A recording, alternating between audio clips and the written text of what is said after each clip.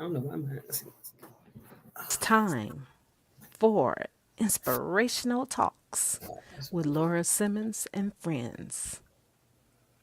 Holla Chi Town, Scream ATL, Shout Carolinas.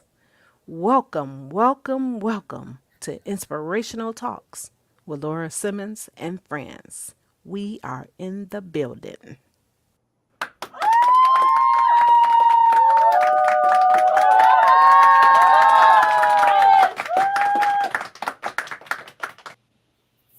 All right, y'all. How y'all doing today? Yes, we are in the building, y'all. We are good. in the building. It is official. We are in the building. Welcome, welcome, welcome to Inspirational Talks with Laura Simmons and friends. I am Laura Simmons. I am Margaret Green, the real estate queen. How y'all doing?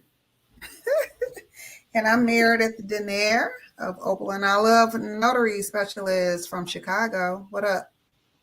What up, though? So Hey. our Atlanta co-host is not in the building today. Um, she is actually um, taking acting classes now. So she's not Yeah. in the building today. But I want to say a few things and then we're going to get to our guests because we got a very interesting guest today. Is Um, that so? yes, ma'am. Yes, ma'am. So I want to send prayers and out to Queen Elizabeth's family. She Yes, passed definitely. today, 96 years old. Yeah. Yeah. Um, 96 No, or 97? 96. 96. Oh, Said okay. 90. Yeah. Uh-huh. But you know, and the funny thing is people say, "Oh man, I can't believe she passed." What do you mean? You can't believe she passed? She's 96 years old. Well, that's a That's a blessing in the blessing, past. right, in disguise. That's a blessing right there just to make it to 96 years old. You Yeah. know, I wish my Yeah. mom I had figured made she it to was. 70 years old, but she Yeah, you got that didn't. right. My Yeah. mom Uh-huh. didn't even make it to 50. Right, exactly. Wow. So Nice. 96, yeah, Yeah. okay. Yeah, so But I didn't think my she was going prayers to be is around that long anyway after her husband died. Because you know how long, when people been married that long and been together that long, a lot of times Yeah, they it passed doesn't. shortly Yeah. afterward. Yeah. Yeah. hmm well, yeah, that's true. Then I want to talk about so this is hilarious. So this lady was like, obviously she was messing around with this guy and she didn't know that he was engaged to be married. And so the guy accidentally hired her band to sing at his wedding. Could y'all imagine the song that she sung at that wedding? They Oh, put her out. They wow. had to put her out of there because she sung a song at the wedding about being a cheater. What she saying? Shirley Murdoch? No, she Anthony didn't say, Blake? but she sung a song. She sung some song and they did not like it and they He put her he out of hired there. her to sing at his wedding. He didn't Yeah. know. He didn't know it was her band. He didn't know Oh it was her wow. band. He was hiring a band and he didn't know it was her band and it happened to be the woman he Y'all, had been y'all cheating remember with. the song Shirley Murdoch? As Yeah, we as lay? we like. Yeah, yeah, yeah. Or And it then could have been Prince who met a little girl named Nikki. yeah, I met a little girl. Yeah. Then they had then y'all heard about the attack, the woman that got attacked in Florida. She was going into the grocery store. She had three little kids with her. And this is something I always tell my daughter-in-law. Do not go in the store by yourself with just them babies because you are a target. You become a target when you have small kids with you. So ladies, be careful as you go out here going shopping to these grocery stores. This man drove his car and parked it to the front part of the store, followed her in the store, tried to grab her bag. She fought him off though. That was a good thing. She fought him off and he fled. So they are looking for this man now. She had three small babies too. They were all small, so they didn't really understand what was going on. They just seen this man attacking their mom. So Wow. yeah, it's crazy. We Yeah, living in a time, it's y'all. yeah, Yeah. it's unfortunate, but it's everywhere. I mean, kids, no kids with your mama, with your daddy, with your grandparents. Oh Yeah. yeah. They're Walk up on me while I'm by myself. Just walk, do it. Please. Give me a reason. I'm gonna be oh, just like Clint Eastwood on your butt. So oh, that's all I'm oh, just saying. please. Yeah. I try to I remember one particular time I was in a store, might have been Walmart or whatever, but it don't matter what store it was. But I felt like somebody was following me around the store. You know, you paying attention because we have peripheral vision, right? And like, you're Mm-hmm. not even shopping for anything, and I keep seeing you follow me Right around in the the store. same So area when I I was am. in line, I paid for my stuff, and then I see them off to the side. So as I'm getting ready to leave out, now I see them coming in, you know, walking like towards the door. I was like, oh, I was like, skirt, skirt. I think I forgot something. So Yep. what I did was wait until I saw other people walking out, and a man in particular, you know, he was a big guy. I'm finna walk out right out with them. So I waited and walked out with other people going out to instead of walking by myself. Girl, you Mm-hmm. should have seen me trying to hurry up and get to my car and get up out of there. But I Yep. yeah, know what I you mean, mean. because you know, you have a sense sometimes, you know, if you're paying Yeah. attention, sometimes Mm-hmm. you get a sense or a feeling that somebody is up to no good. But I was watching them. I'm like, y'all follow me around this store and y'all ain't got nothing. So I see y'all off to the side, no shopping cart, no nothing. And then when I get ready, when I pay for my stuff and I'm getting ready to walk out, then here y'all come. Like, yeah, no, I ain't Mhm. going. Yep. I ain't Mm-hmm. going, bro. All Yeah. right. That's like today I was driving and this truck was behind me. And I'm like, okay, you can go around me. So I got over. I moved over. He Mhm. moved over. And I'm like, wait a minute. He I was said, finna I said, I jack said, you. I said, what? I said, so I just kept driving and I said, okay. I said, now if he turned when I turned, I said, it's gonna really scare me because I'm like, what is going on? So when I turned into the onto the main road that that we both were going, when I turned, he turned, and then when I got ready to turn at the road that I was getting ready to turn on, that I normally turn, he turned. I said, okay. I said, now if he still be behind me when I get to the end of this road, I said I'm gonna go another direction and I'm gonna see what's gonna happen. I said because this is not just by it can't be just coincidence. So Yeah. I was just like Lord, I said I don't know what's going on with this. So as I got further down the road, then all of a sudden I looked behind me, he was gone. So I said well, maybe he was going in another direction. I was so glad because I Yeah. didn't see him no more. But it scared me because I was like, wait a minute, I Yeah. got over to let you by and you still got right behind me. I was like, Yeah, you just that gotta that be was alert at all mhm, times. It don't matter at all times to be alert. mhm. Hello, everybody that's out there. Well, guys, so I don't want to wait too long to bring our guests on today because this young man is a very interesting man. I mean, he is a historic, and I'm just excited to have him on our show today. His name is Frank Jordan. And before we bring him out, I want to show you guys a couple of his books. Oh wow. He has more, but I didn't get a chance to put them all on here, so but no further ado, we're gonna bring our guests out. Here he is. Hello there. Hey, Welcome. hey, How are thank you. Look, all praise to the Most High. We got to give honor to Him first and foremost. Amen. Definitely. Absolutely. Absolutely. Yes, yes, yes. So tell us, give us a brief summary of about yourself. Born and raised in Brooklyn. Born in and raised all my life. Decided to actually relocate not too long ago. Not too long ago to the state of North Carolina. Sometimes you kind of outgrow, certain aspects and demographics. Noise. In the abundance of just everything that's associated with a major city.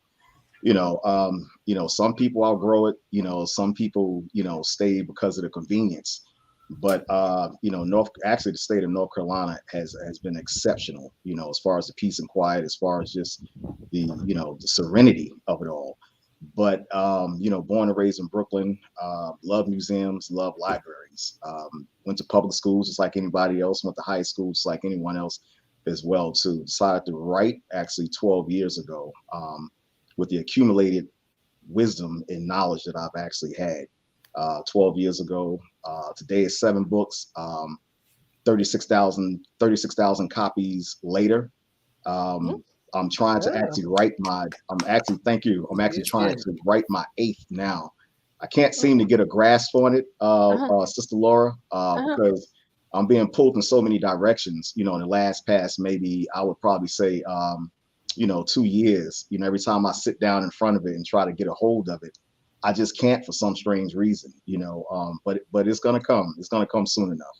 You probably have to go to one of those little places somewhere out in back where there's a pond and ducks and just quiet, peace and quiet, and that's how you write.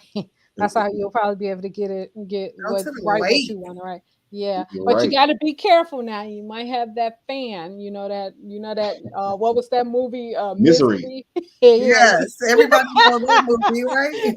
Yeah, so you got to be careful about that. You might run into her out. You're right. Let me tell you something. It's a lot of them, seriously. Yeah. Look, about 7 years ago, I had somebody follow me from Connecticut to Baltimore, from Baltimore to I think she stopped right there. From Connecticut, she was at a place I was speaking at, a lecture, and then coincidentally she was in Baltimore as well too. And I said, this ain't right here. This ain't right. Yeah, it's not coincidence. Right. Yeah, it's not right. And the same pictures that you took with me up in Connecticut is the same pictures that you want to take. And she was the last one, hanging around, at both places. So I said, this is not right. So somebody kind of pulled my Kurt, and said, hey, isn't that the same person that was there? So, thank the Most High, nothing happened. But that was, like you said, it could have went very bad, very fast. Yeah. I was telling them one day I was in the store and I didn't really think that people really paid any attention to my books and stuff. Really, honestly, I didn't think so. And happened this lady and her daughter was in the store and I'm wondering why they following me from aisle to aisle. And I didn't understand why at first. And so the lady said, I know you. I said, oh, you do? I'm like, oh, you do? And I'm nervous as crap now because you telling me you know me. And I'm like, okay.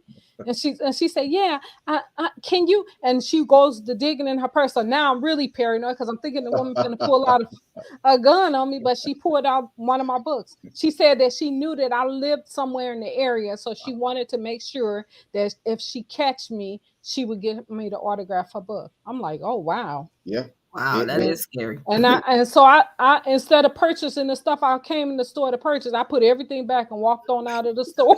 Oh yeah, because I was by myself. Usually I'm with my family and stuff. They usually with me, but this particular day I called myself running in, grab something and keep it moving. Shoot, this particular day I left everything there and walked out of the store. I waited until later on that night, went with my husband and my children to the store, and I was like, oh no, I'm not gonna do that again. It scared me. I mean, that's yeah, so I could understand. Believe me, I truly understand. Oh yeah, I was in I was in court, and this is the last one, I promise you. I was in okay. I went to the Raleigh City Court one day to pay a speeding ticket, and go and I think I was going, I think they dropped it down to like a 55. The guy said I was speeding. So anybody ever been in Raleigh, North Carolina? When you go to court early in the morning, they have a King's Dominion snake line that wraps around, people trying to pay, tickets. So, it's early in the morning. So coincidentally, when the line was moving up, everybody trying to get to work and the line is real slow. Coincidentally, there was someone online actually that had one of my books and it was reading it, and I didn't know the person, but when I went by them, I saw it. I was like, damn, in my mind, I'm like, wow. And so I kind of tapped the person a little bit and I said, hey, that's that, I said, is that book interesting? And the person said, oh my goodness, you just have no idea. So I just went by the person. I just started laughing, didn't say anything. I just started laughing, but that's very humbling. And, it was a moment like, wow, somebody's online trying to waste time and reading my book. Yeah, exactly. That's awesome. It is a good feeling. It's a good feeling, but it's a scary feeling at the same time when somebody know who you are and they following you around a store or something. Right. That's something different. Yeah, you're right. Absolutely.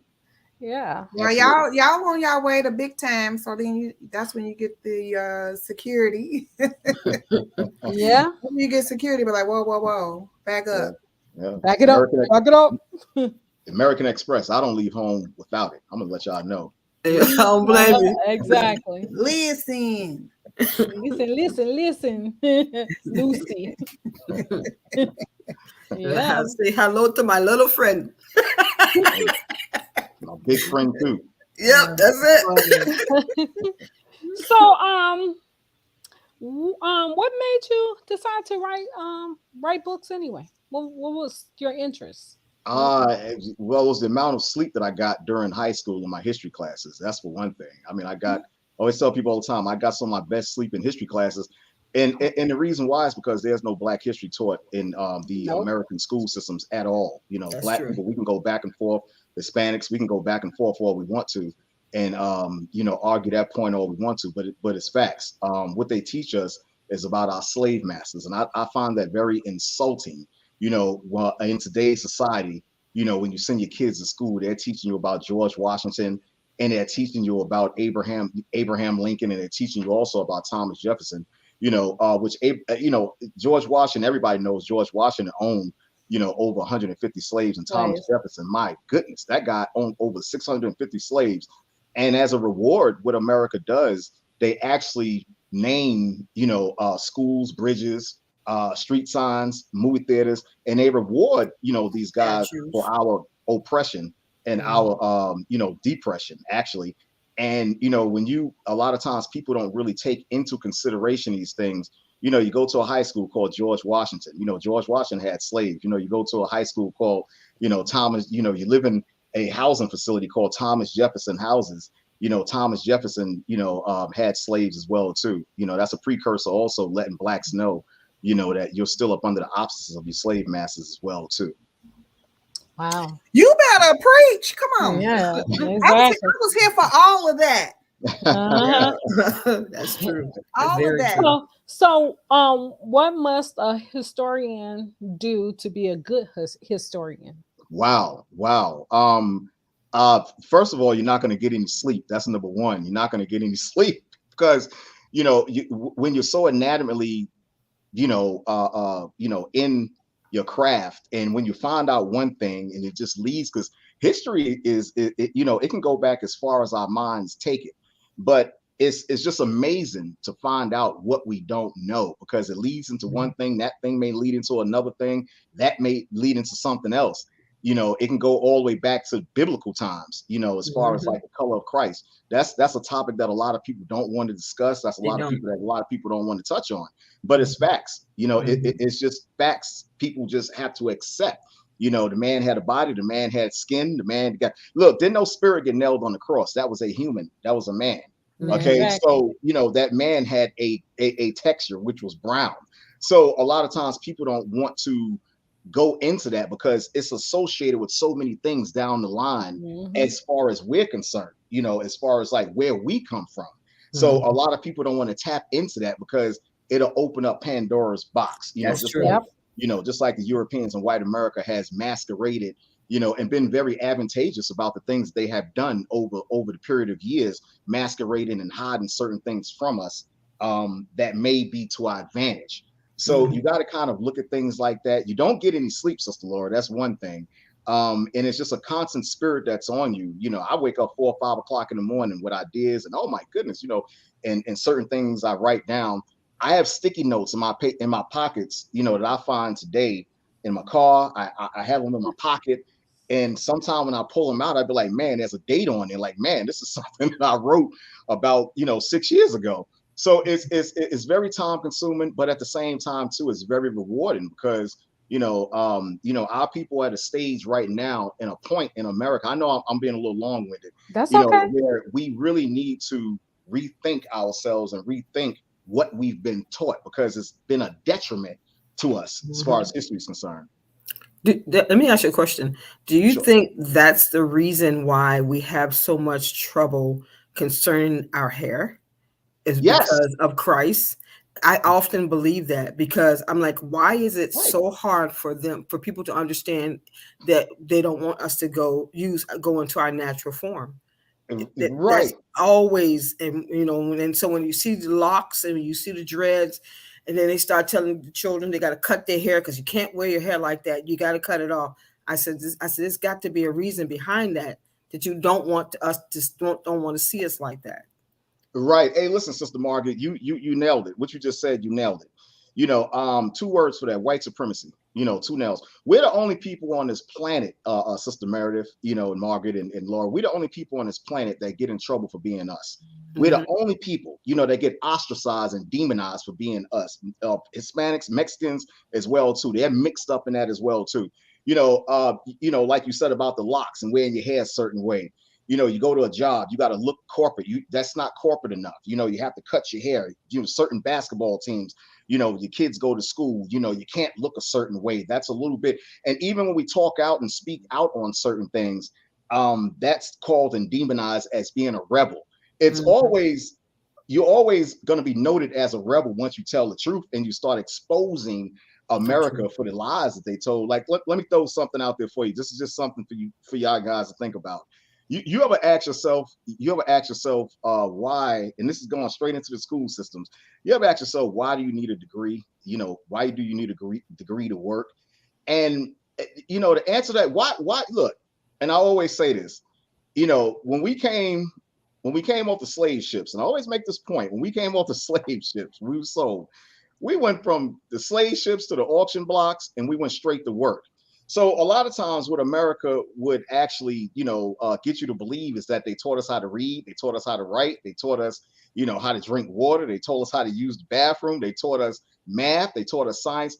But that's not the truth at all. I don't recall in no point in history or any book I've read where, Sister Laura, where when we got off the slave ships, we went to college. I don't recall that at all. We went straight to work. So when they got us, from the from South West Africa, they knew exactly what they were getting to build up. If you're going to build your house, you're going to get the best engineers to build your house. Exactly. I don't have time to teach you anything. Okay, this is what I hired you for right here, Sister Meredith. Okay, and this is what you're going to do. Okay, I don't have time to teach you how to build. So what they did, when they was buying us, it was a slave genius supermarket. You had your engineers, your goldsmiths, you had your astrologists over there. Benjamin Banneker, which was one of the best astrologers, which designed, the White House, and the stars and navigated the stars, so they actually went there, and it was actually a slave supermarket of geniuses, that actually went, to America and built this place up. So what they do, let's speed it up to date. I think one of the first degrees or any mention of a degree was in the 1300s in Europe. And during this time, they were teaching, they were calling it a degree because they were teaching masonry. That's the reason why they say 360 degrees of knowledge and certain masonry, you're a third degree Mason. So what America does, like they always did, what they do, they incorporate certain things and they actually make you pay, for your own innate skill. We don't need to be validated by a piece of paper to say that I'm a genius. Okay. Say it. Go back to the 1920s during the time of segregation. We had our own neighborhoods. We didn't need America to tell us and make anything. We're the inventors of all things. So let's speed it up a little bit. So what they do, they incorporate and they make you pay for your own genius. They say, okay, we're gonna make them pay for this right here. If you want to work in the workforce, okay, you're gonna have to go to school and you're gonna be positioned and you're gonna say, okay, well, I got a doctorate degree, so now I'm an engineer. Now I'm a doctor, and they make you pay a certain amount of money for something that you already innately had in you already. So we're all like that, but America, what they do, they pretty much, they commercialize everything and they make you pay for your own genius. And that's something that a lot of people don't even recognize, they don't realize, and they really don't understand that. So what they do in 2022, everybody want to get a master's degree. Everybody want a degree. Everybody want to do this, but you already have that genius already innate in you already.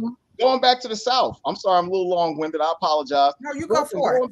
Look, going back to the South, when you look at, if any of you got Southern roots, our forefathers didn't go to college, or Christ didn't go to college.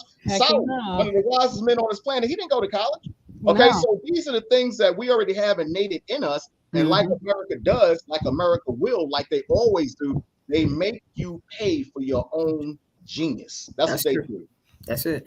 Just like braiding hair and twists. Now they're making them go to school before they can actually do that. If they want to open up a shop like that, a lot, at least in South Carolina, I don't know if they're doing it anywhere else, but you have to have a cosmetology license to braid hair that we've been doing for years. Wow. Is that a fact, Sister Margaret? I didn't know that. Yeah, they've been right here in South Carolina. Wow. Wow, that's messed up. DJ. That's something we used to do. I remember when I was like 9 years old, I used to braid some of the girls' hair in my neighborhood, charge them $1 or whatever, $5 or something just to braid their hair. You mean tell me now they gonna charge people if for you that? open up a shop to do hair, my especially goodness. braiding hair, you got to have that license. Hey, That is go ahead. I'm sorry. Go ahead. That is so crazy. I remember that. It's so funny you said that about the license and they want you to get these degrees and all this stuff. I remember my dad was a mechanic, and my dad did not go to school to become a mechanic. He didn't even go to school, period. But he was a mechanic and well-known mechanic because he knew his stuff. He could take a engine apart and put that sucker back together all in 1 hour or so. You know, He knew his stuff, but he didn't go to school for that. Right. Hey, listen, let me bring something to your attention. You're absolutely right, Sister Laura. Let me bring something to your attention real quick, something that I know you guys are gonna be familiar with. Hip hop. Let's just, let's just bring it up to speed. Hip hop. During the time of when hip hop and rap was actually born, you had DJs. I come from Brooklyn, from the projects, Farragut Projects in Brooklyn. And I used to see the guys come downstairs, in the early 80s and the late 70s, with 2 turntables and making music, because that is the rhythm that's in us.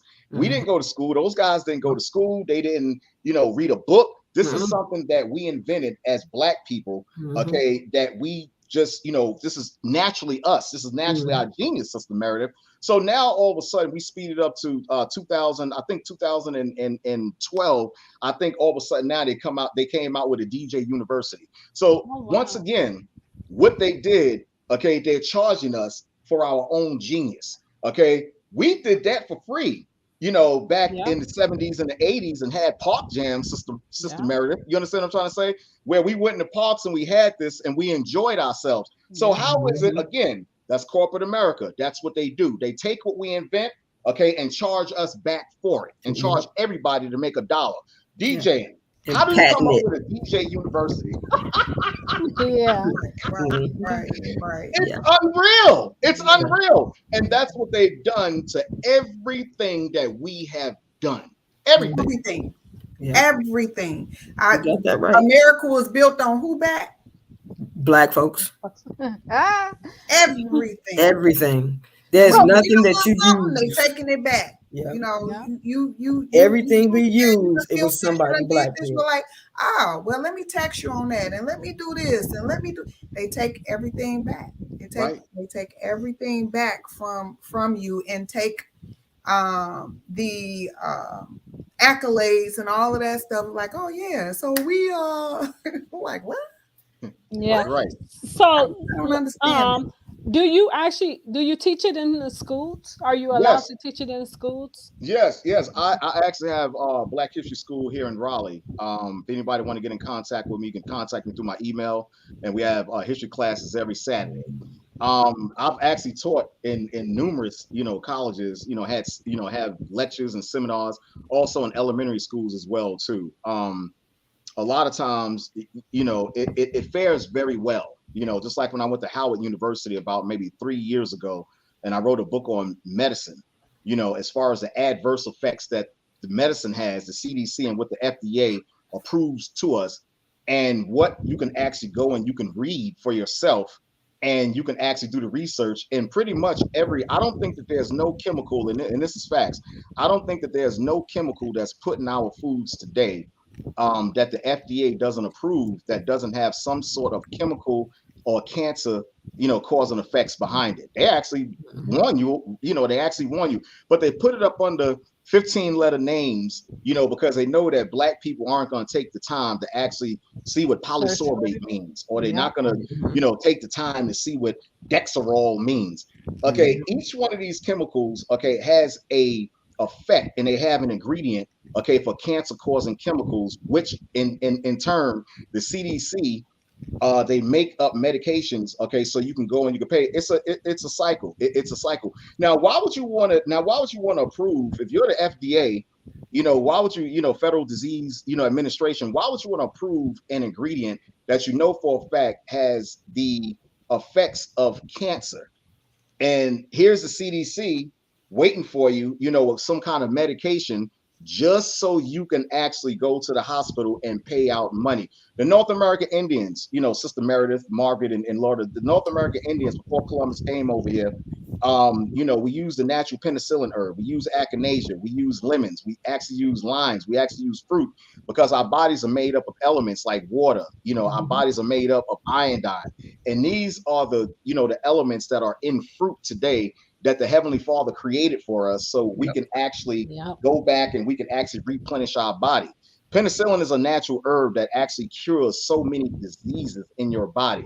So you had a scientist by the name of Dr. Volk, okay, that took the penicillin plant and actually created it into a pill form and added some ingredients to it. But that's something that's just naturally here. Columbus came and he pretty much gave the North American Indians diseases. We didn't know what diseases was until Columbus came over, smallpox, and he brought, all kind of diseases over here. We didn't know that. We naturally had cures for our body, the same way we do today, but the FDA and the CDC, it's $1 billion racket. It is definitely that. For sure. How old you got to be to take this class? And is it an online class? Hey, listen, Sister Margaret, where do you live at? Do you live close to Raleigh, North Carolina?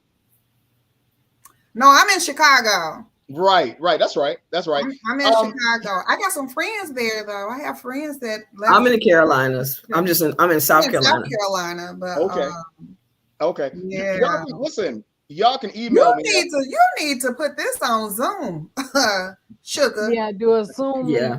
You need to have a Zoom class, because listen, Black history has not, as far because we all probably around about the same age, has not been taught in the schools. And I remember teaching my son. My son used to get so mad at me because I would make him read about Black history, different, because there's more to, like you said, George Washington Carver, there's more to Martin Luther King, there's more to Rosa Parks. What I'm saying? It's more people that have invented and done so many things that our kids do not know about, but they know about them same 5 people that they did a book report on in 1 minute, because they was only given a minute to talk about one of those 5 people on one day, because it used to be Black History Month. They don't even have the month anymore. You get a day or 2 and you get those same 5 people to talk about. And so I used to make my son read. I used to make him do book reports, read it, and he's like, "Oh, you're so militant. Why I gotta read all this stuff?" Because you need to know it. Because you need to know it. They don't teach it in the schools. And right now, even my other 2 kids, they have no clue, because it is not taught in the schools, and we need to bring it back, and not just for them, but the generation before them. And I'm just going to be real, even myself, because yes, I said some things, but there's so much more that I just don't know. And so we as a people need to do this, period. So what can we do to get it out there more than just, you teaching that class at the university? This needs to be worldwide. You know what I'm saying? It really there does. needs to be a club. There needs to be classes. You know what I'm saying? This needs to be ongoing. See, I saw you thinking. I saw your head go. I saw your eyes go up. Hey, listen, Sister Meredith. Actually, all of what you just said. Actually, I do. Like I said, Sister Laura and Margaret, y'all can, email me after the show, and I'll be glad to point you in a direction, of how you can contact myself and how you can keep yourself abreast, every week. And let me throw something out there to you as well too. You had a very good point as far as like, the educational systems and what they don't teach. Martin Luther King, Rosa Parks. Give me one more. But I'm gonna just say Martin Luther King and Rosa Parks. Who is Number one, Martin Luther Malcolm King. Harriet X. Tubman. Malcolm X? Harriet The same Tubman. ones they was giving. Yep, Harriet Besides, Tubman. besides Malcolm X. And the reason why I say Martin Luther King and Rosa Parks is because number one, Rosa Parks and Martin Luther King was never a threat to anyone. Okay, Martin Luther King and Rosa Parks, name me one invention that they invented.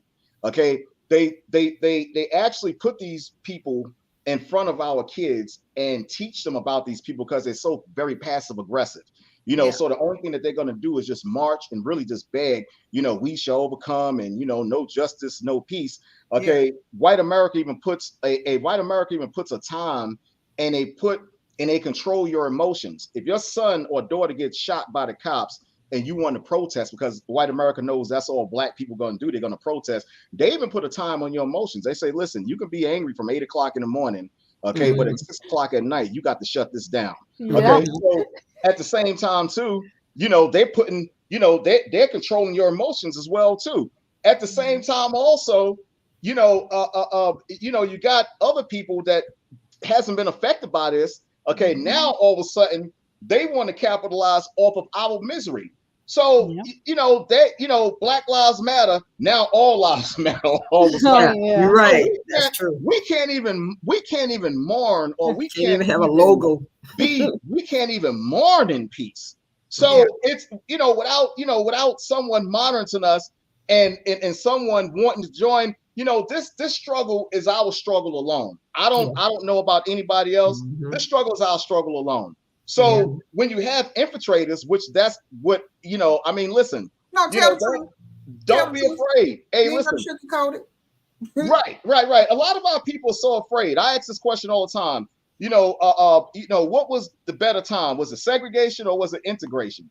And we all know the answer to that. During the time of segregation was the richest time of any black family. Okay, black families and Hispanics and Mexicans on this planet right here. Okay, so you had the Vietnam War, okay, which took our black men out of the home, left the black woman single. In comes the Welfare Reform Bill. In comes Martin Luther King during that time, and this is all planned. Okay, Martin Luther King was actually the person that led us, okay, into what you see today as gentrification. Okay, and when you look at the historynomics, okay, of what Martin Luther King did, I give him credit for one thing. Martin Luther King was used by the CIA. He was used by the CIA. Yeah. And one thing I do, say this, it wasn't too many black people back then on the front line back then when you had black people still getting lynched and it was whites only and Negro only bathrooms. Martin was in the front line. I give him that much right there. But in the end, Martin Luther King came out and he said, wait a minute. You didn't tell me no water hose is going to be sicked on me or dogs is going to be sicked on me. So when him and Malcolm X linked up, that's when you had Martin. He was waking up a whole lot. But during the time of segregation, which was the best time, we had our own schools, we had our own hospitals, we had our money, we had our own money, we had our own banks, we had our own, hospital systems, we had our own farms. Mechanics and Farmers Bank was started by 4 black men right here in Durham, North Carolina, which still exists to this day. Okay, this was started and founded, okay, by 4 black men. Black Wall Street, the original Black Wall Street was right here in Durham, North Carolina on East Parish Street. Okay, I think the Durham Highway, which runs right through it, and that's what they did to destroy, a lot of black business, just like Black Bottom in Detroit. And a lot of times people will say, a highway that'll bring big business. Why would they do something like that? Because listen, I'm gonna tell you like this. Do you know how long the government can draw out a highway contract? Once a highway is in front of your business, around your business, on the side of your business, in front of your business, nobody can get in to support you. Everything is closed off. Nobody can get in to support you.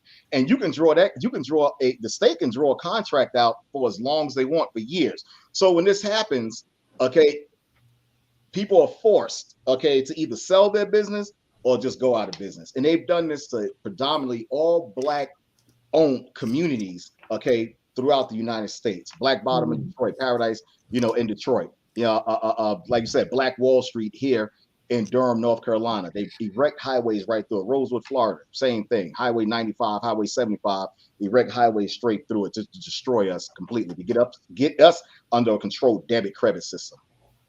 How you retaining all this information, man? I'm sorry. Say it again, Sister Meredith. How you retaining all this information, man? It's passion. That's passion. I mean, Called it, listen. but you heard what he Passionate said. about He it. fell asleep in what? In history. Well, he said he fell asleep, and that's History. hilarious. So That he that's, said he fell asleep yeah. in history in high school, school. and then look what happens. Yeah. Years later, this Now is you what like, you. yeah, like a knowledge tree. That's Yeah. what it So is. you was listening. You was soaking it all in. You just didn't know it at the time. You thought you was asleep, but you Right. really wasn't. Yeah. Right.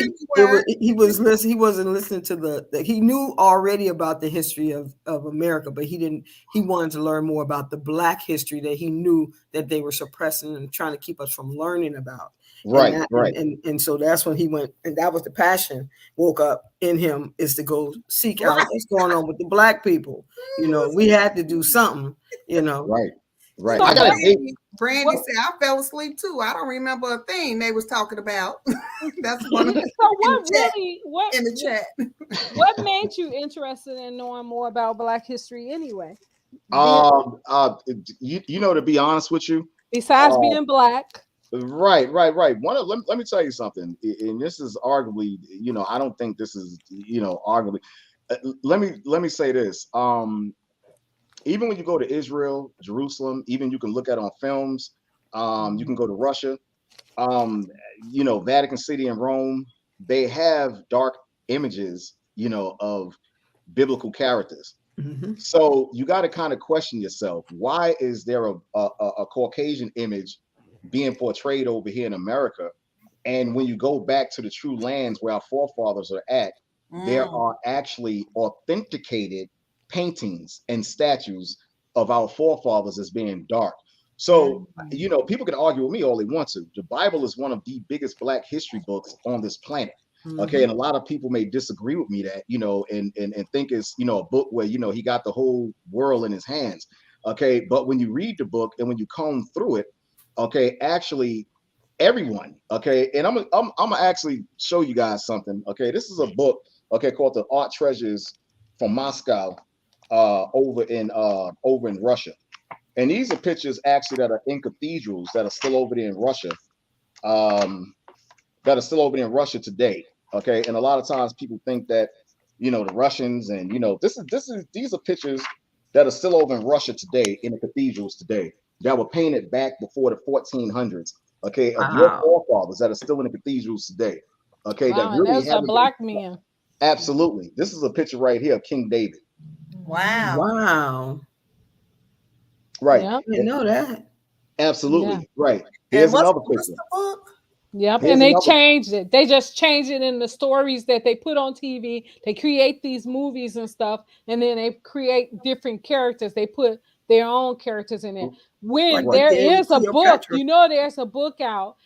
I remember years ago, this brother showed me a book, and I can't think of the name of it right. The Unseen Hand.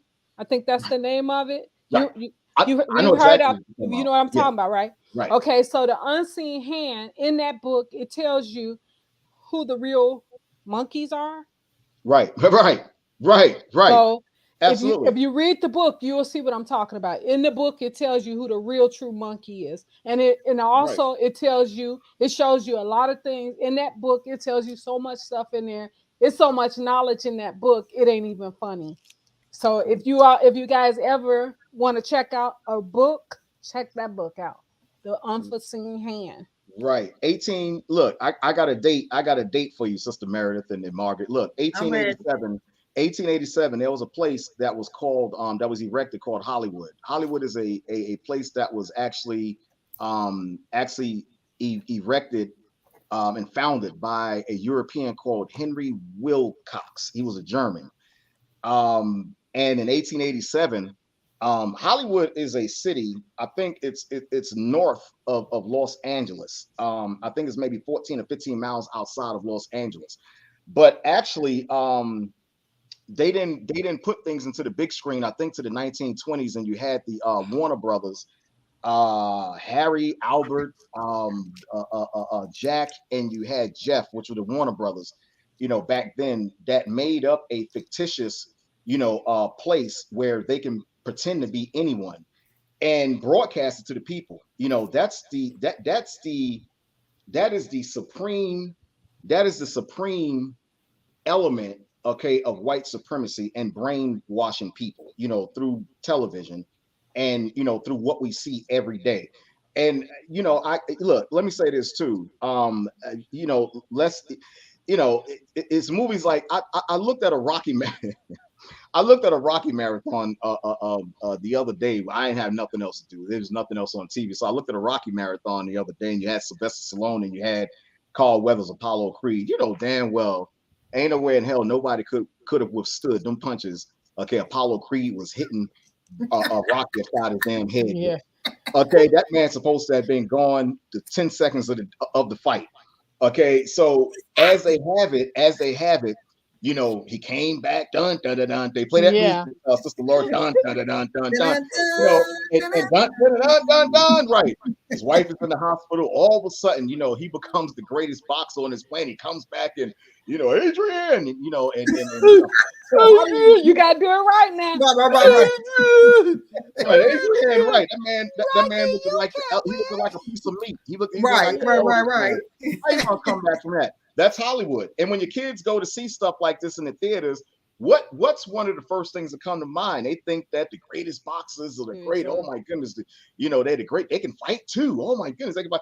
And that's all Hollywood. That's all Hollywood. Everybody knows that Cleopatra wasn't a white woman. Elizabeth Taylor played her. In the Ten Commandments. Yul Brynner played Moses. Everybody knows this. Except for our people. Because perception is always reality, and I'm still waiting. It was a professor in Maryland University years ago when I went about 7 years ago. It was a Caucasian professor, and I asked him a question. I said, "Let me ask you a question." I said, "With all this technology that we have today, all this technology, I mean, you can be on the space shuttle. You can have a conversation with one of your kids, in the space shuttle. I said, with all this technology that we have today, I said, how is it that the American NASA National Aeronautics, Society, how come they haven't made another trip to the moon yet?" And he made up every excuse and every excuse in the book, but that was something that was fictitious as well too. A lot of people didn't get that too. In 1968, when Neil Armstrong and Buzz Aldrin, when they went to space. Now they did go to space. They did hover around the Earth, and they did hover, the Earth's atmosphere like the satellites do today. But how can you create a machine that was back 54 years ago, okay, and conjure up enough fuel actually to go 23 days away, because that's how long it takes. 23 days to get to the moon, from Earth to the moon, and have cameras, which back then they didn't have the technology that they have today. Cameras wasn't on a level that they're at today. And second off, I asked them, I said, everyone knows that fire can't ignite where there's no oxygen. So how do you ignite a rocket? 10, 9, we're going home. And all of a sudden you see blasts of fire. How does that happen in space? Where did they get the space buggy from? I didn't see them load a space buggy on. I looked at Apollo 13 and I've researched Buzz Aldrin, Neil Armstrong years ago. Okay, before there was the internet. I read books and looked at interviews they did. There's no proof that they actually put a buggy on a rocket ship. And when you got up there, how does a rocket ship go around and you chilling and how does that happen? How does that actually happen? Again, that's all Hollywood. That's all Hollywood. It's all Hollywood. You mean to tell me, Sister Meredith, that 54 years later, you mean to tell me all the science and technology, as much as Europeans like to conquer and they like to travel, you mean to tell me they haven't went back up to the moon yet? And if they go up there, they're going to be building condominiums. They're going to be charging people, right? Bring Negroes to get away from us. Right. They're going to bring Negroes up there to build supermarkets and try to plant corn, on the moon. You mean to tell me that hasn't happened yet? Right. That billionaire name? I can't think of his name, but he takes people up there. He charged them a certain amount of money, and he takes them to the moon. He's talking about the one on Amazon. Is that the one with Amazon? Yeah. I don't know what his name is. Oh gosh, I can't remember his name. Because he was on that show where they have the four people, and they decide if they're gonna take people's projects on and stuff. I can't think of, and I used to watch it all the time. Dallas Mavericks owner. You talking about Cuban? Not Cuban, but it was another guy that was on that show with Cuban. He was richer than Cuban. He was actually richer than Cuban, and he takes people up to the moon. They go visit. They have to pay him so many millions to go visit the moon. But I can't think. Is it Jeff Bezos? That might be the name. Yeah, I think because he's the one. It was him and the guy Elon Musk was the two who took people into space. Yeah, it was him. Yeah. Right. Yeah. And they don't and they don't go to the moon. They just travel space. They just go to the outer atmosphere. They go through the outer atmosphere a certain level, and they just travel in space and just pretty much. And at the same time also, through science technology, the ozone layer is busted. So you got a time, where you can find the hole in the ozone layer to actually travel through the hole in space. And you got a time coming back also, because if you don't time it correctly, the whole spaceship will disintegrate, and if you hit the ozone layer, without timing it, it'll repel back to Earth and disintegrate as well too. The ozone layer, that's a protectant from us. It's almost like the ozone layer is a filter from the sun. Now, the ozone layer is busted wide open, Sister Margaret, where, the sun directly hits us on our skin. As a kid, Sister Laura, I'm pretty sure you can go outside and you can play all day long, all day long for hours. Now, you try going on the beach. You try going on the beach for about maybe 30 minutes. You'll burn up. I was just talking about that earlier today. True. I was just talking about that. True. Yeah, I experienced that in the beginning of the summer. I was going out and I would walk every morning. I still walk every morning, but I was not wearing a sun hat and putting suntan lotion on. I wasn't putting none of that stuff on, and my skin burnt so bad. I was like, this is unreal. I ain't never had this to happen to me before. Right. And Sister Laura, let me say this too. How much suntan and SPF did you put on when you was a kid, when you went outside to play? None.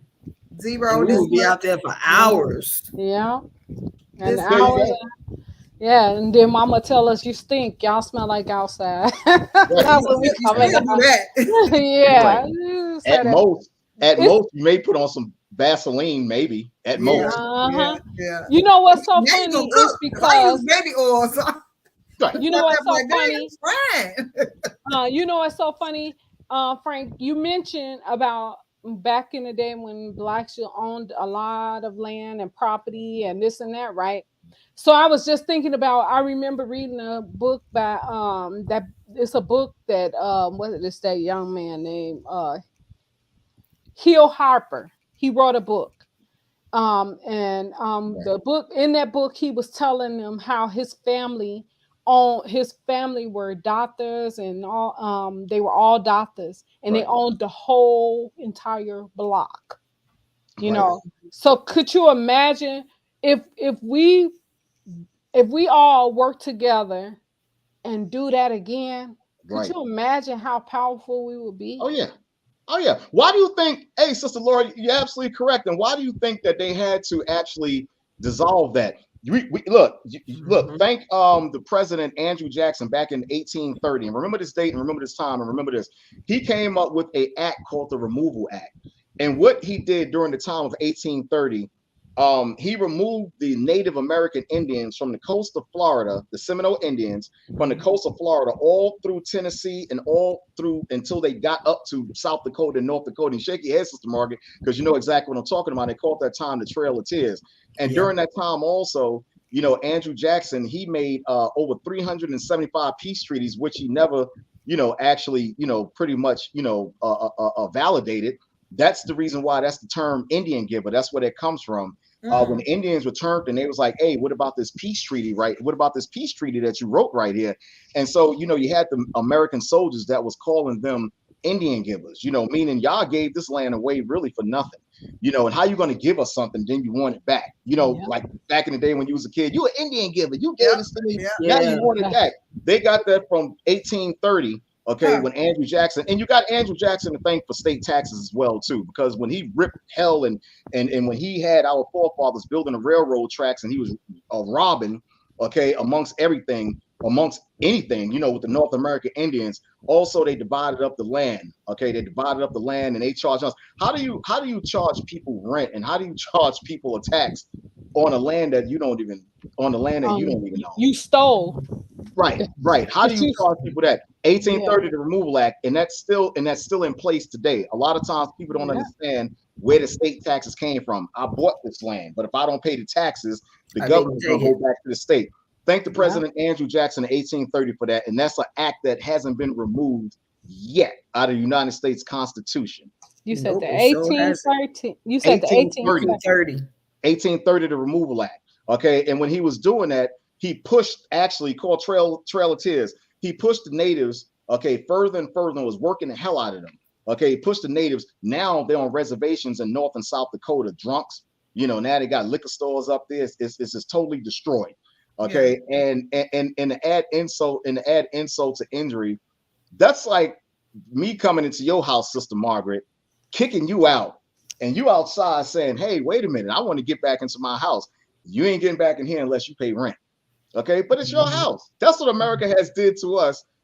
As natives and the Negroes over here in slavery, that's what they have done to us. Just like barbecuing. I got another one for y'all. Just like barbecuing, that started during the time of slavery, on a slave plantation right here in Stagville, North Carolina, where slave master wasn't letting no slaves come in and cook their food. And when you go to the slave plantations, you notice that they have stoves outside of the house because slave master wasn't letting no Negroes inside the house, cooking. So what we did, we barbecued our food outside. That's what we did. We had to cook the food outside and bring it inside the slave master.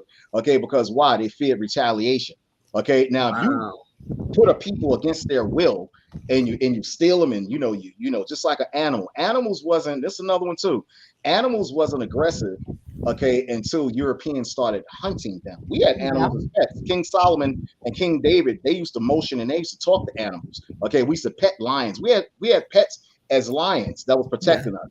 The only time they came aggressive is when the Europeans started hunting them and they started protecting themselves against Europeans. You can go into the woods right now and you can see a bear or you can see a lion. As soon as they hear that loud boom from that gun, what are they doing? They're running. That was innate in them. By the Europeans, by when they hunting them all the time, and it's innate in them, that fear, through their children. Back in the day, we had animals, as pets. The movie Dr. Africa.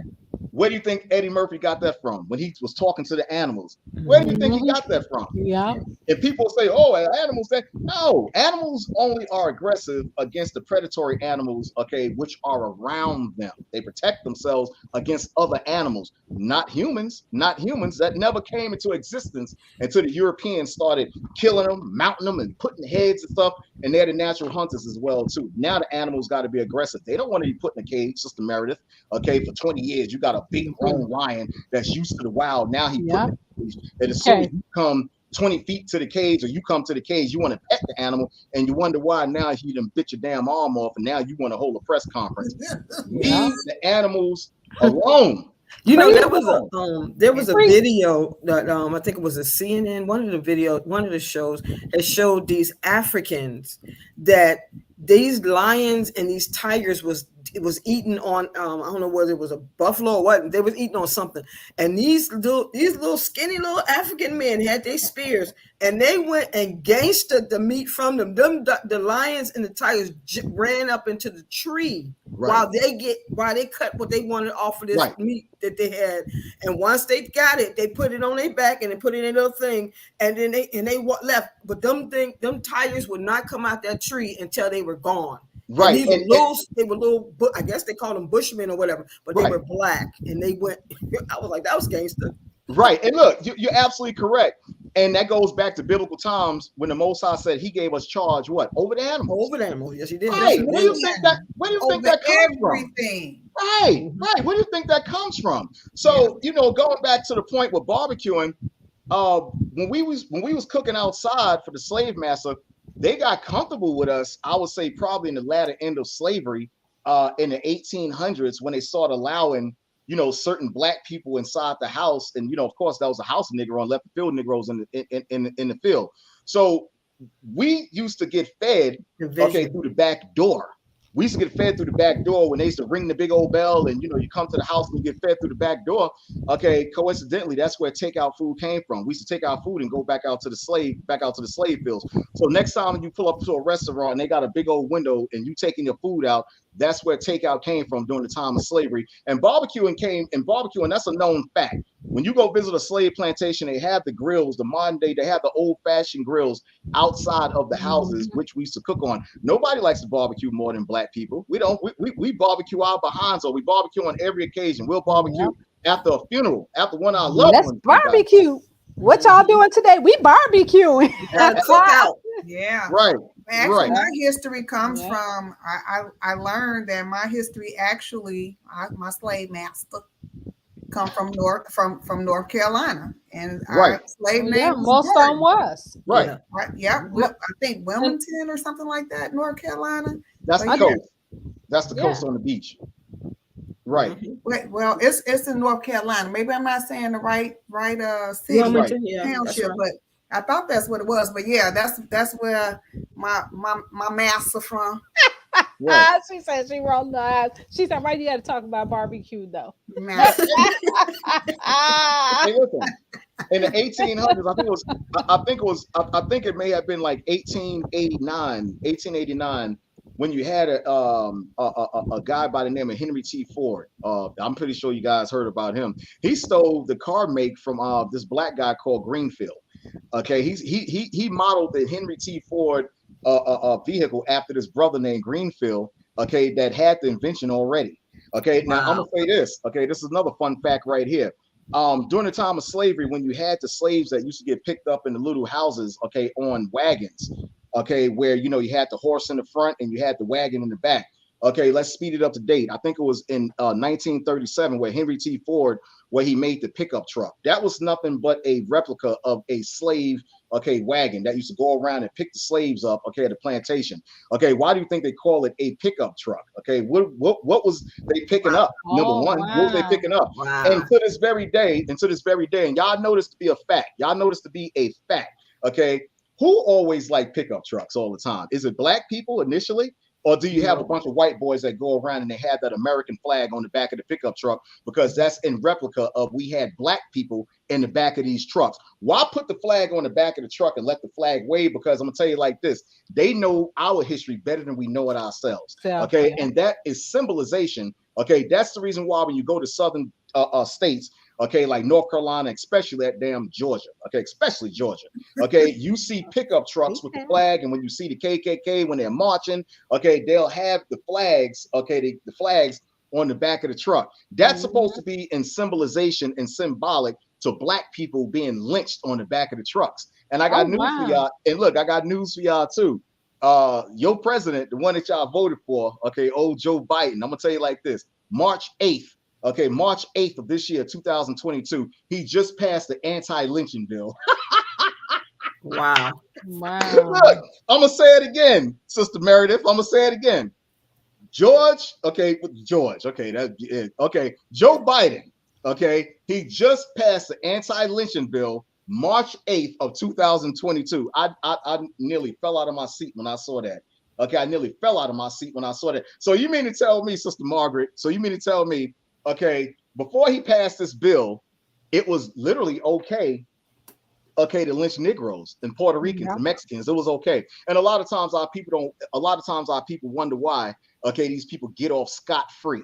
Okay, why there's so much white privilege out here, because this is stuff that's written into the constitutional law, okay, that's against us. Look this up too if you got time.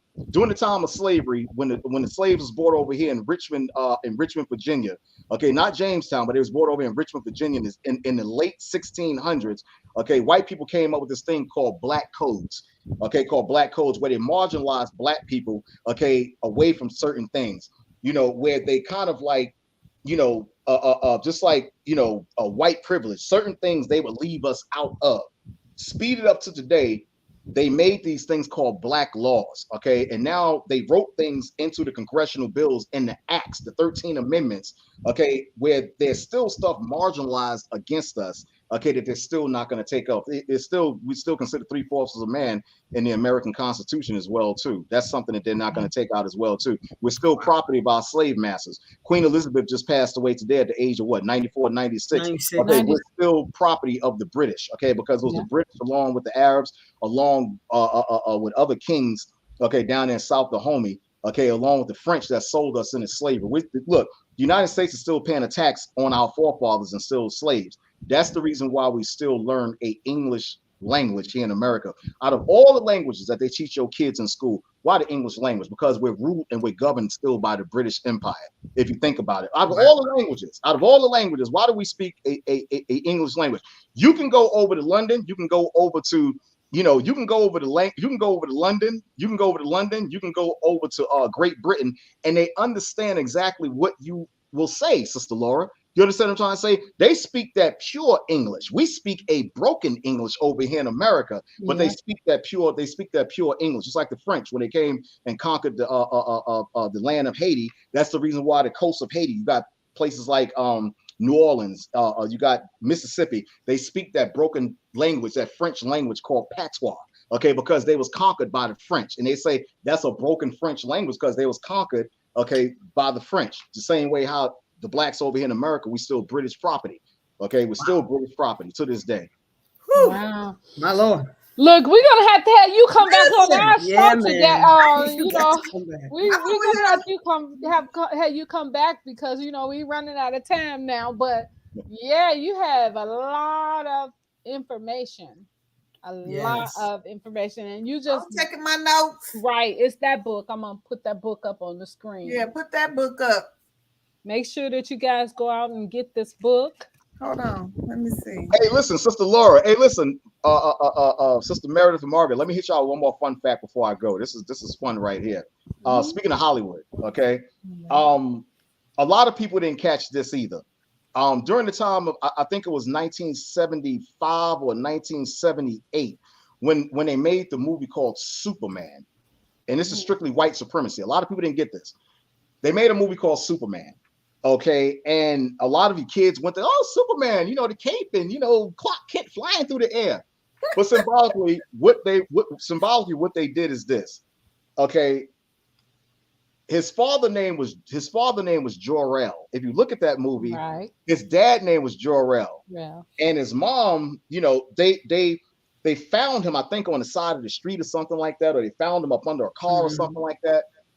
And that whole entire movie was supposed to have been the story of Christ. Let me hit you with this right here. Okay. When they found him, his dad, Jor-El, supposed to have been Mary and Joseph. Okay. Now, okay, his enemy, Lex Luthor, was supposed to have been Herod.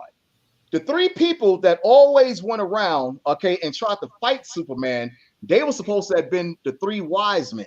Only except Hollywood flipped it around. Okay, and instead of them giving him gifts, like the Bible says, they came to kill him. Now, if you read the story about Herod, okay, in the book of Matthew, Herod sent what? Men to kill him. Okay, so the three men in Superman, he noticed that he had three men in Superman. It was the two villains, the two men. It was a lady that went to go kill him. Okay, Superman was always noted as what? The savior of the planet. Okay, right. Who's the savior of the planet? None other than our brother Christ. Okay, Yahweh Shai in Hebrew. None other than our brother. So a lot of people don't understand that.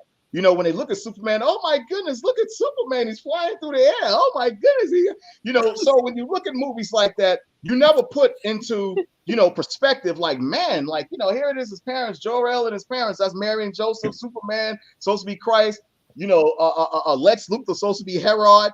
Okay, now you got the three people supposed to be the wise men, the ones that Herod. And that's how Hollywood gets you all the time. And that's a great form of white supremacy, okay, amongst everything else. Okay, you're supposed to look upon Superman, a Caucasian flying. I got news for you. If a Caucasian come flying through the air, and if I see a Caucasian, okay, I may get my piece. Okay, I may get my piece because they've done nothing good for us since we've been on Earth. To see one flying through the damn air, you got to be kidding me. You better get your umbrella because he may defecate on your head. Oh my goodness. That's what they've been doing to us over time. They've been defecating on us throughout history. So Frank, tell people where they can find you and where they can find your books. Okay, hey, listen. You can find my books. Just put in Amazon.com, and you can put in Frank FRANK Frank Zaquan Jordan. And the support is been tremendous. Like I said, 12 years later, 36,000 books. My books are in probably like about 46 different elementary schools and colleges throughout the United States. And pretty much email me ZAAQAN1212@yahoo.com. And trust me, I'm not one of those people that's not going to pick up. Trust me, I will get right back to you. Oh, that is so awesome. Wow. Yes, sir. Man, my head's spinning. You didn't give me so much knowledge. You'll make me have me all right. I'm over here in class taking notes. See, you gotta come back and you gotta talk about this book right here because I wanna know more about this book here. So we know we don't have the time today, but we'll make some kind of arrangements where you come back on the show and talk about that book because I want to know more about that book. Okay. When I seen it, I was like, whoa. So, please do. Yeah. Hey, listen, please do. I mean, I'll be glad to. I'll be glad to. Okay. And we'll be glad to have you. 1620. Look, I'm gonna say one thing about that book. 1627. Okay, you have the Pico Massacre. Okay, I'm gonna just say one thing, Sister Laura, and that's it. That's it. Good night. We're gonna see each other. Good night. What you said? 16 what? 1627. The Pico Massacre. Okay, remember that. Okay, the Pico Massacre is what I wrote about in that book. You had a general, okay, that waged war on the North American Indians, okay, and that's where Thanksgiving came from, okay, during the Pico Massacre, Pequot, the Pico Massacre. That's where the so-called holiday Thanksgiving came from. They conquered the North American Indians, okay, and made fun of them and went around and slaughtered about over 500 of them, okay, and then made fun and kicked the Indian chief's head around, and that's where you got the game soccer from. They actually played with the Indian chief's head and kicked the Indian chief's heads around, okay, the soldiers, okay, and that's where you got the game soccer come from today. Why kick a ball around? Got to ask yourself that. Yeah, wow. I did hear about that right there. What you talking about with the heads that they used to kick the head around, and that's how soccer became soccer. Yeah, I did. What's that other book, Laura? You just put up Holiday what? Hustle. Oh, okay. That's the one I want you to come back on for to talk about that book. I'm putting them in my basket now. Controlling the Black line and finances. That's gonna be an all-nighter right there, Sister Laura. That's gonna be an all-nighter. We'll make the show maybe that day. We'll make the show a 2-hour show. Listen, I'm here for it. We could do that. We can make it a 2-hour show so that you can not a problem. Go into that. Pleasure. Yeah. Yes. So thank you for coming on our show today. We truly appreciate all of your knowledge. Thanks for having me. Your conversation was awesome. Yeah. So, thanks for having me. Thank you. Thank you, ladies, for having me. And hey, listen, may the Most High bless all three of you. May the Most High bless you all too. Three. Thank you. Yeah. Thank you. Cover you. Yes. It was a humbling pleasure. Thank you. Yes. So ditto. This is awesome. I'm all geeked and excited now. I got to go up. Lord. I got a lot of work to do. I got a lot of reading and research. Yeah, because it did. It's I mean, you definitely had my full attention and some new excitement and man, this is definitely one of those wow moments. Listen, you had one of the guests said awesome speaker. I learned a lot. She learned a lot from what you were saying. This weekend, Saturday and Sunday, I'll be at the Harriet Tubman Museum, which is located in Cambridge, Maryland. I'll be there from 1 o'clock on Saturday, from 1 o'clock to 5, and I'll be there on Sunday from 2 o'clock to 6. Maryland, Cambridge, Maryland, the Harriet Tubman Museum. I'll be there for 2 days.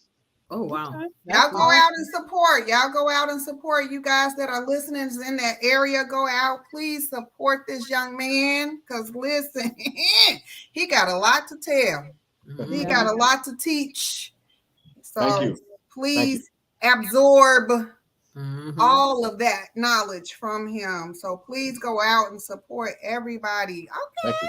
Yeah. Yes, that's good. Yes. I'm trying to put this stuff in my basket. I'm on Amazon now. I'm like, what do I put in my basket? Okay. This book right here, I gotta get that one. Please, please. It's See, pictures. I'm a big Malcolm X fan Right, anyway. But right, right, right. Sister Soldier all the way.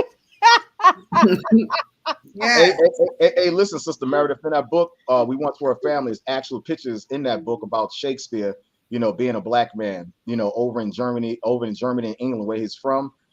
Is pictures, actual pictures of Shakespeare as being a black man. You can read now. See, Sister Laura, you segueing into something else. Look, when you read the manuscripts on Shakespeare plays, Macbeth, Romeo and Juliet, King Henry VI, when you read those plays, he describes all the characters as being black. Even Juliet. Romeo described Juliet as being black as well too. Wow. Wow. Mm. Tell Okay, you guys. what. Y'all stay We tuned. just dominate everything, don't we? Oh my goodness. Oh yeah. Oh Y'all yeah. stay tuned, everyone. And watch out for this man because he's on a path, boy. Yeah, we on a Thank mission. you. So excited. Definitely. Just Yeah. the blood Hey, of Jesus cover him, Lord. hey, listen. Amen. Thank you so much for your time. I really appreciate you more than you know. Thank you. Oh, thank you for Yes, We coming definitely. on. appreciate you, and we look forward to having you back. Look Again, forward to Me yes. having Yeah. too. you back. And we do have a young lady said, as usual, Frank, you are the dopest. Always glad to be in the Hey, room. thank you, Always Shawana. glad to Yeah. be in the room. So Thank Frank, you. Frank, send me a inbox. Let me know what date is good for you. Okay. We do shows on Tuesdays and Thursdays, so let me know which one of those days. Well, we booked for this Tuesday, on his and busy schedule, he'll Yeah. let Right. us know. yeah, just let Probably me know want to what do day it. you available again. So Okay. Ursula could Will be here do. too. Yeah, because Ursa, yeah, so if you do it on a Tuesday, then our other co-host will be available too to be on the show. Because she was the one who reached out to me to tell me that you had left a message. Because sometimes I Right. don't check the messages on there. That's why I always put up there to contact us through email. But she was the one who told me about that you had left a message. Okay. Great. Yeah, so Listen, great. yes, I'm Um, sure she wanted to be on the show today, but today is her acting class day. okay, not a problem. And look, that book that you want to actually tap into, Uh-huh. this is the time of year right here where Yeah. that's just so appropriate. Yeah, So that's appropriate. what I know. That's why I said it. I think it'd be good to have you back on and you talk about that book. Okay. Um, maybe Yeah. you could send me a couple of pages or something that you Oh might yeah. want me to add on the screen or whatever. Let me know. Absolutely. That'd be Absolutely. good. Absolutely, ladies. And thank you so much. Thank you so much. Uh-huh. I appreciate you more than you know. Oh, thank you. Thank you. Thank you. All Thank right. you guys for tuning in to Inspirational Talks with Laura Simmons and friends. Meredith, take us out. All right, all right, all right. Listen, thank you everybody for tuning in tonight. Thank you because we had an awesome guest. Thank you, Frank. Thank you, Frank. Thank you so much. Listen, you guys go out, support him. You can find all of his books on Amazon. Laura's going to put the pictures up here. So go out and support. Then we have also Miss Margaret Green, the real estate queen, whoop, whoop, out of South Carolina. Any real estate questions, property, any of that information that you need, listen, this is the lady with a wealth of knowledge if you're looking to invest in property. So please give her a call. If you're out in the South Carolina area, she will direct you to the right person or paths that you need to ascertain any property. Thank That's you, right. thank you, thank you. And then, of course, we have our own Ursula, which is AKA Blue Lewis. Let me tell you about this poetry. Listen, y'all better go out and support our sisters and brothers. Go out, That's right. support this book. I personally got the book. Where is it at? I got mine too. I got the book today. So I do have to post and tag her. But go out, support all of our sisters and brothers. That's what this is all about. Go out and support and buy that book. And then we have Laura, who is the owner and host of this show. We would not be here if it had not been for Laura. That's right. That's right. Listen, she has 10 books, y'all. She is also on Amazon. She is also a motivational speaker, and she is also a playwright. So go out and support Laura. And then listen. That's right. Your girl right here. I'm the owner of Opal and Olive Notary Specialist. I do all things notary. I am a loan signing agent as well. And my goal is, and my passion is to travel to my clients. I serve those in need. That is my passion, customer service, to serve those in need. So I service all of Cook County, Will County, DuPage County, and Kankakee County. Tell a friend, tell a friend, tell a friend. Listen. Yes. And then share this show, and and tell a friend of a friend of a friend, because this is what we do. We inspire, we motivate, we love on each other, and then we support one another. So go out. That's right. Buy all of these books, support each and every one. And anybody that wants to be on the show, please reach out to, what is it, Laura? Wait a minute, I'll put it up there on the screen, baby. While Laura's looking for that, can I say one thing? Peter Stuyvesant, which Bedford Stuyvesant was named after. Peter Stuyvesant was one of the biggest slave owners, in the northern part of New York. Bedford Stuyvesant is named after the land, Brooklyn, which means broken land. But Peter Stuyvesant, which they partnered up, Peter Stuyvesant was one of the most heinous slave owners, in that part of the region. And a lot of Black people don't know that. Bedford Stuyvesant was named after a slave owner, Peter Stuyvesant. You look that up if you want to. Wow. Awesome sauce. Yes.